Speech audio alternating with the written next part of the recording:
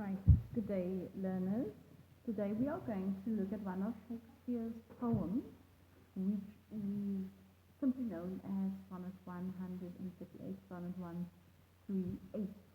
And I think I'm going to start off by reading the poem, and then we will go into the discussion and analysis.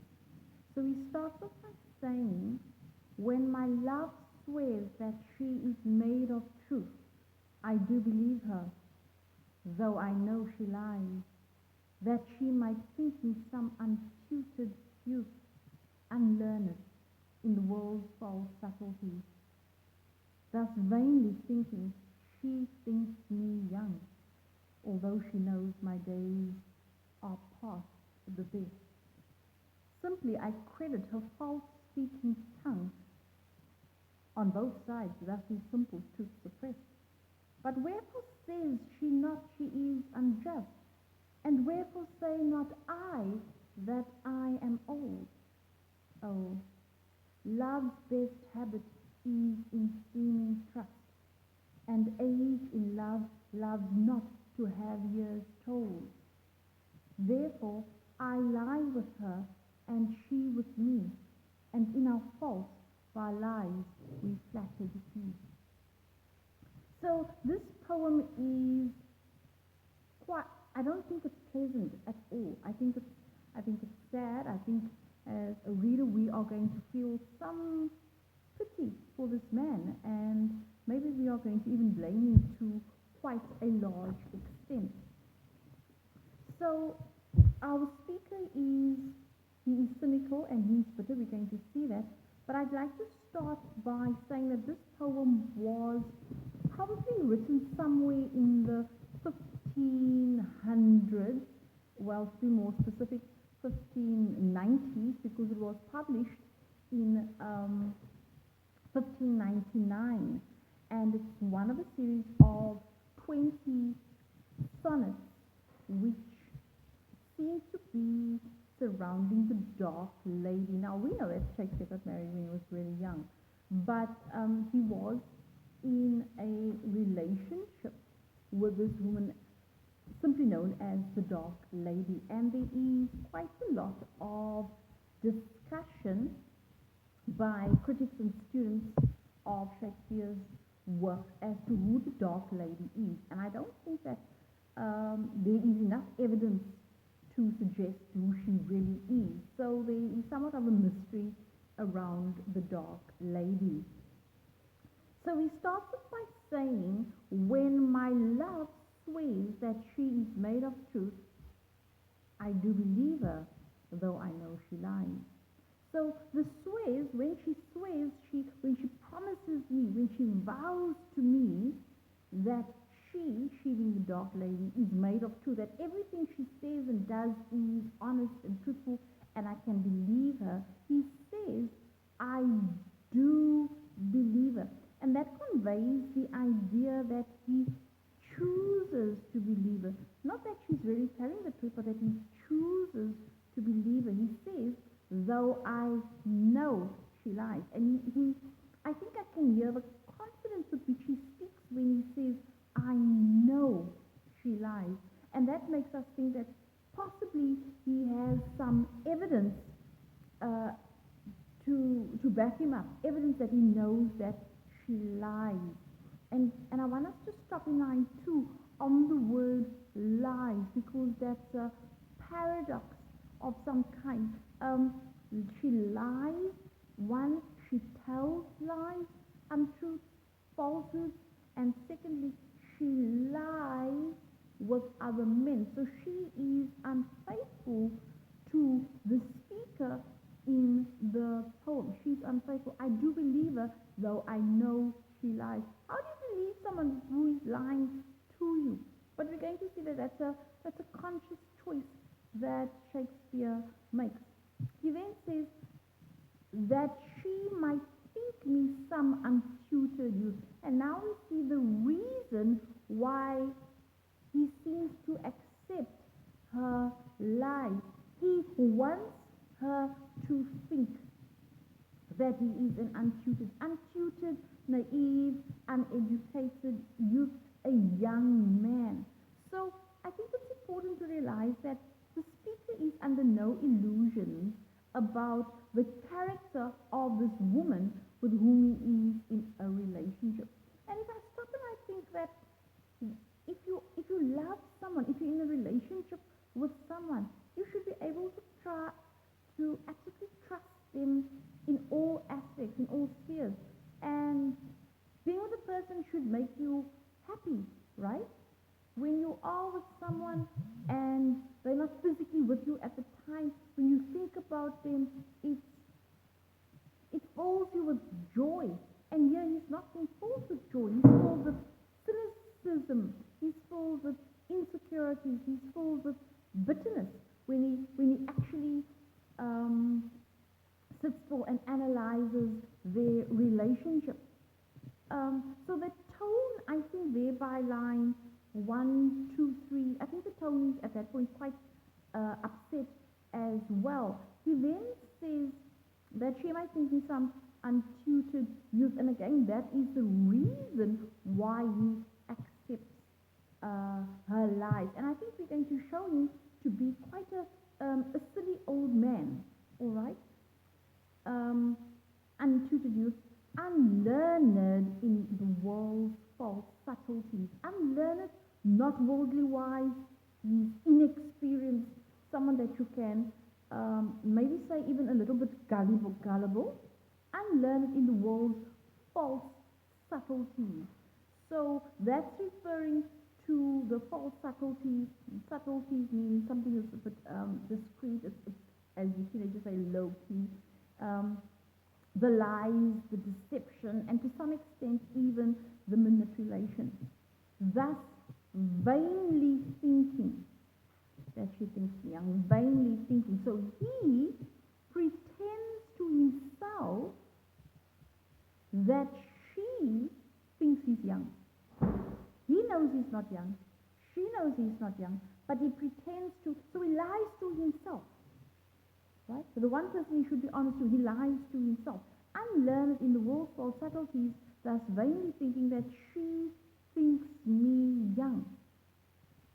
Deep down he knows that she sees him as he really is. Although she knows my days are past the best. So this woman, she is very much aware that this is not a young man, that this is actually an old man. And I think that this part tells us that this is obviously a very young woman and a very old man, and there is quite a gap between them. And the speaker tries to narrow the gap by pretending that he is young. Okay? And she tries to narrow the gap from her side by seeming to believe his lies. Okay? Thus vainly thinking that she thinks me young, although she knows my days are past the best. He's headed towards old age. He's probably well on his way towards old age. Simply, I credit her false speaking tongue. So what's he saying? He accepts without protest her lies. He accepts them. Okay? On both sides, meaning this is mutually beneficial. On both sides, thus, is simple truth suppressed. She's lying, he's lying. They know that they are both lying. Simple truth suppressed. What is she aware of? She is also aware that he is being fake. One, that he's not young, and two, that he is accepting her lies. So, what is her truth? She is guilty of infidelity. She is not faithful to this man at all. And at this part, I think that the tone is cynical. I also want to add that he is quite insecure in this relationship. Look, when one enters a relationship, it is on the premise that this is going to be a long-term relationship. And the way he is unsettled tells us that this is not going to go for too long. We then see that the speaker, even though he is comforting himself with all these lies by knowing that she can't fool him because he knows her as she really is. In line 9, it starts with the word but, and but is now showing a contradiction, right? Even to what has gone ahead. And he says, but wherefore says she, not she is unjust? And so line 9 and line 10, they are both posing rhetorical questions. But he's saying to himself, why doesn't she tell me the truth? And then he says in line 10, but why don't I tell her the truth either, that I am old? So these lines are similar. Why are they similar? Because they are showing us that they are similar because both parties are similar in their deception towards each other. Okay? And wherefore say not I that I am old? Why doesn't he want to tell her? He doesn't want to face the reality himself that he is getting old. So if he can't face it, there's no way that she can face the fact that he's getting old. So it's like being in a relationship and there are these issues that you just don't talk about, right? Line 11. But before I get to line 11, I'm just thinking, and wherefore say not I that I am old? And I think it is because deep down he is scared of rejection, which means he knows that she doesn't really love him. If he's worried about her being rejecting him. In line 11 he says, oh, love's best habit is in seeing trust.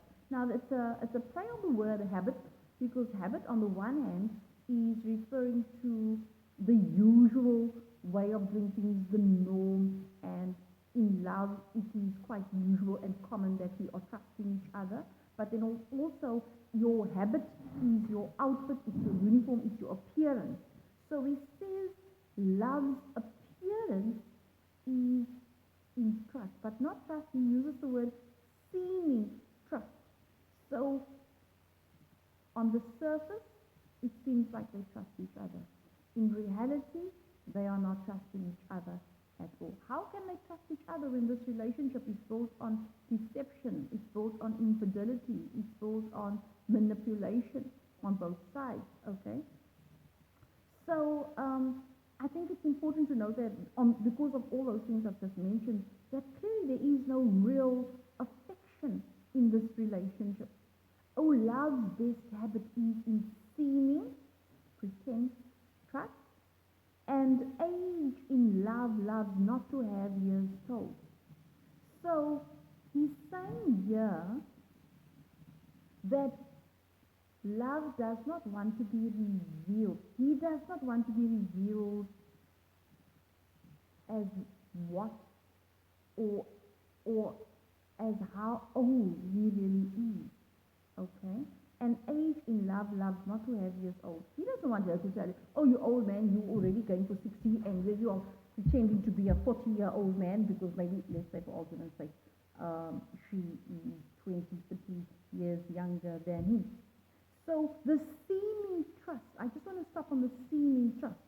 They agree, I think, to two things. One, they agree to a relationship based on mutual deception. And secondly, they agree never to voice their truth.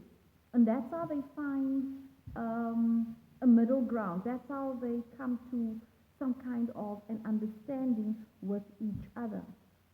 We come to our rhyming couplets, lines 13 and 14.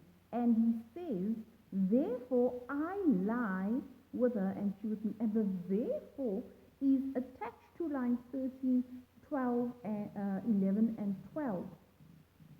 We've agreed that we're going to lie to each other. Therefore, the conclusion, the consequence, I lie with her and she with me. And in our faults, by lies we flatter thee. So the rhyming couplet, the main theme here is lust with a twist. Okay, so there is no honesty here. And I feel that in this rhyming couplet, the tone is very much one of sadness, because he says, and in our faults by lies, the untruths, even though they are sexually intimate.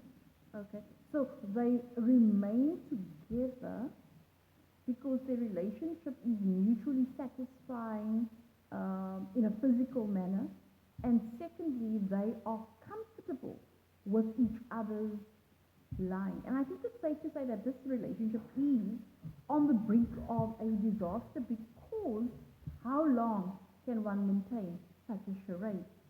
The poem ends in a paradoxical situation, and the word paradox simply means that it's that contrast. Okay, they take comfort in lying to each other instead of taking comfort in their love for each other.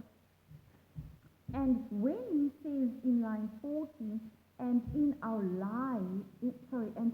faults by lies we flattered thee, I think he's saying that he likes the idea of her lying to him. Why would he like it? Because it makes him feel good. He doesn't feel like an old man. So I think it's safe to say this is a very foolish old man who loves the attention and the partner being a young woman.